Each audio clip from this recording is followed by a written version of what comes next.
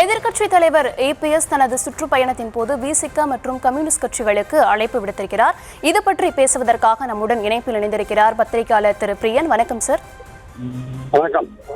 வணக்கம் சார். இன்னைக்கு அவரோட சுற்றுப்பயணத்தப்போ இபிஎஸ் விசிக மற்றும் கம்யூனிஸ்டுகளுக்கு அழைப்பு விடுத்திருக்காரு. அதுல என்ன சொல்றாருன்னா, இன்னும் திமுகக்கு எவ்வளவு நாளைக்கு ஜால்ரா அடிச்சுட்டு இருக்க போறீங்க, அங்கிருந்து ஏன் அசிங்கப்படுறீங்க, எங்க கூட்டணிக்கு வந்துருங்க, நாங்க அதையே அதிக இடம் தரோம் அப்படின்னு அழைப்பு விடுத்திருக்காரு. இதுக்கு அந்த கட்சிகள் என்ன ஸ்டாண்ட் எடுக்கும்னு எதிர்பார்க்கலாம். இதற்கு முன்னாடி பேசின பத்திரிகையாளர்களும் சரி, வன்னியரசும் சரி, இதுக்கு நாங்க செவிசாய்க்க மாட்டோம், அவரோட ஆசை ஒருபோதும் ஈடேறாது அப்படின்னு சொல்லியிருக்காங்க. உங்களுடைய பார்வை என்ன சார்?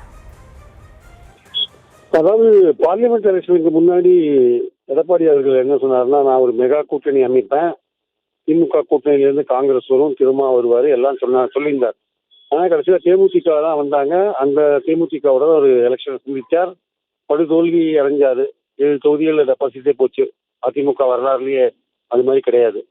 ஸோ இப்போ மறுபடியும் அதை ஆரம்பிச்சிருக்காரு. அவருக்கும் பாஜகவும் கூட்டணி அமைச்சு 2 மாதம் ஆகுது.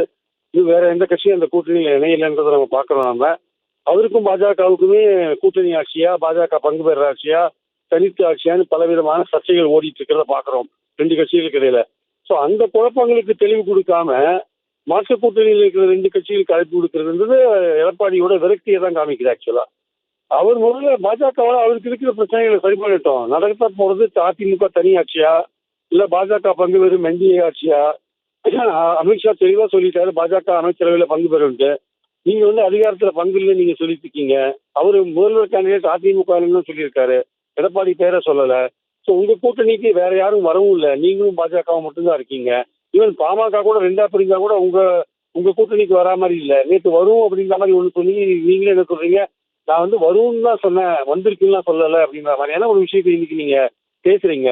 ஸோ நீங்க ஒரு விரக்தியில இருக்கீங்க. அதாவது உங்களுக்கு யாருமே வரல அப்படின்ற ஒரு விரக்தியில நீங்க கம்யூனிஸ்ட் வருவாங்களா, இல்ல திரும்ப வருவாங்களா, அவங்களுக்கு மாநாட்டுக்கும் பொதுக்கூட்டத்துக்கும் பர்மிஷன்லாம் கொடுக்க மாட்டேன்றாங்க. அவங்க கொடிக்கம்பங்கள் நட முடியலன்னா, கொடிக்கம்பங்கள் நட முடியலன்றது கோர்ட்டோட டைரக்ஷன்.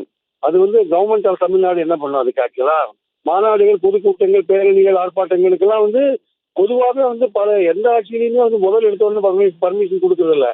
1008 கண்டிஷன்ஸோட தான் எல்லாருக்கும் பர்மிஷன் கொடுக்குறாங்க. அது மாதிரிதான் திரும்ப திருச்சியில 2 மாநாடு நடத்தினார் அவரு. இவங்க விழுப்புரத்துல இவங்க சிபிஎம் மாநாடு நடத்தினாங்க. ஸோ இதெல்லாம் எடப்பாடியோட ஆட்சியிலையும் நீங்க எடுத்து பார்த்தீங்கன்னா பல போராட்டங்களுக்கு அனுமதி கொடுக்காம கோர்ட்ல போய் அனுமதி வாங்கி நடந்த விஷயங்கள்லாம் நிறைய இருக்கிறத நம்ம பார்க்குறோம். அதனால கடந்த காலத்துல என்ன வரலாறுன்னு பார்க்காம நீங்க டெஸ்பரேட்டா நீங்க விளக்கில நீங்க அவங்களை அழைக்கிறீங்க. நீங்க நேற்று தான் திரும்ப தெளிவா அதே சிதம்பரத்துல என்ன சொல்லியிருக்காரு, நாங்க திராவிட மாடல் ஆட்சியை வரும்போது தேர்தலில் மீண்டும் ஆட்சியில் அமர்த்துவோம், திராவிட மாடல் ஆட்சியை மீண்டும் அமர்த்துவோம்னு சொன்னது மட்டும் இல்லாம இதேபோல 100 ஓட்டு 25 ஓட்டு விசிகாவோட ஓட்டா இருக்கும்னு உறுதிமொழி வேற கொடுத்துருக்காரு அவரு. அப்படி இருக்கும்போது சிபிஎம்மும் அவங்களுக்கும் பல்வேறு விதமான கருத்து வேறுபாடு இருந்தா கூட இந்த ஆட்சி தொடரணும்னு தான் கடைசியில சண்முகம் சொல்றாரு, சிபிஎம் செக்ரட்டரி சண்முகம் சொல்றாரு. ஸோ மொத்தத்தில் அதை பார்க்கும்போது ஒரு திமுக அணிலேருந்து இன்னைக்கு நம்ம பேசுற இந்த நேரம் யாரும் வெளியில வரா மாதிரி தெரியல. எடப்பாடி என்பது விரக்தியின் வெளிப்பாடு என்பது என் கருத்து.